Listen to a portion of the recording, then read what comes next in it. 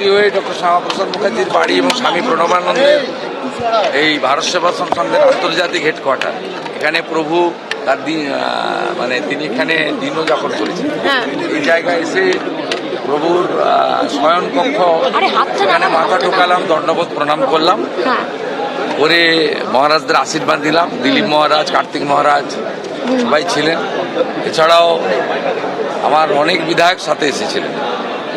আমাদের সাগরের সুমন্ত থেকে, গোসাবার বিকর্ণ নস্কর থেকে তাপস রায়, জগন্নাথ চ্যাটার্জি, হুগলির স্বরাজ, শঙ্কর ঘোষ, মথুর ঘোষ সবাই ছিলেন। আমাদের সনাতন ট্রাস্টের পরিষদের সঞ্জয় শাস্ত্রী ছিলেন, কার্তিক মহারাজ ছিলেন। এদের আশীর্বাদ দিলাম। এদের বিরাট লড়াই ছিল পশ্চিমবাংলায় গণতন্ত্র এবং রাষ্ট্রবাদ প্রতিষ্ঠা করার ক্ষেত্রে।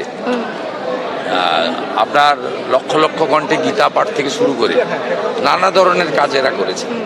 এই জাগরণ যে ঘটেছে, রাষ্ট্রপতি নাগরিকরা যে ঐক্যবদ্ধ হয়ে ভোট দিয়েছে, এক্ষেত্রে স্বামী প্রণবানন্দের আদর্শিত ভারত সেবা সংঘের সক্রিয় একটা আশীর্বাদ আমাদের উপর ছিল। তাছাড়া আমার সঙ্গে এই আশ্রমের সম্পর্ক 2013 সাল থেকে।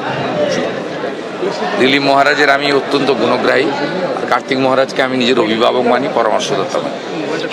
আপনার প্রধান উপদেষ্টা সুব্রত গুপ্ত কি বার্তা দেবে? প্রমোটিং সিন্ডিকেট ক্রিমিনালদের বিরুদ্ধে কি বার্তা দেবে? মুখ্যমন্ত্রী কি বার্তা সিন্ডিকেট যারা চালাচ্ছে, প্রমোটিং বা তোলাবাজি করছিল, কিন্তু তাদের উদ্দেশ্যে কি বার্তা? সব বন্ধ করে দিন, বন্ধ করে দিন, ভদ্র হন, আর যদি বিপদ থাকে তাহলে সরে থাকাই ভালো। বাকিটা এইভাবে বলা উচিত নয়। সোমবার দিন আমি অফিস করব, আমাদের মন্ত্রিসভার প্রথম বৈঠক হবে, 5 জন মন্ত্রীকে দপ্তর বরাদ্দ করব, প্রশাসনিকভাবে কাজ শুরু করব, সেই দিনই বলবো। শুভেন্দুদা, আপনার প্রধান উপদেষ্টা সুব্রত গুপ্ত, নির্বাচনের মেইন হিরো, তিনি আপনার উপদেষ্টা, কি বলবেন এই বিষয়ে? যারা মানে বাংলার অত্যন্ত মেধাবী IAS অফিসার, তাদেরকে তো মমতা বন্দ্যোপাধ্যায় ব্যবহার করেননি। সঞ্জয় মিত্রকে বাংলা ছাড়তে হয়েছে। মলয় দে মহোদয় ওনার প্রস্তাব প্রত্যাখ্যান করেছেন, এত করাপ্টেড গভর্নমেন্ট ছিল। সুব্রত গুপ্ত মহোদয়ের মতো লোকেদের সহযোগিতা নিতে হবে, কারণ আমরা তো পলিসি মেকার, ক্যাবিনেটে সিদ্ধান্ত করব, ইমপ্লিমেন্টেশনের পার্টটা তো ব্যুরোক্রেসির হাতে।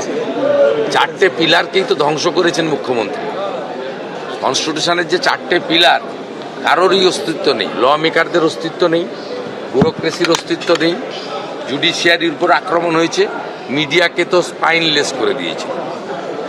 শুভেন্দু, এই ভোটের আগেই চোর ডাকাত শুনতে হয়েছিল। এখানকার সাধু সন্ন্যাসী যারা ভবানীপুরে যারা নিয়মিত প্রচার করে, তাদেরকে চোর ডাকাত শুনতে হয়েছিল। সেই দেখুন, ভারতবর্ষের গণতন্ত্রে মানুষই শেষ কথা বলে। এই জন্য সংবিধানের প্রথম লাইনে লেখা আছে for the people, by the people, of the people. তা মানুষই করে দিয়েছেন। এখন আর এই পুরনো কাসন্দি ঘেটে লাভ নেই।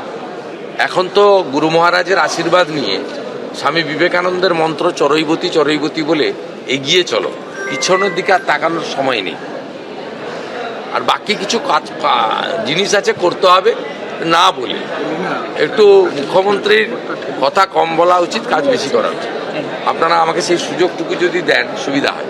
সব জায়গায় প্রেসকে বলতে হবে, সব কথা বলতে হবে, এটা উচিত নয়।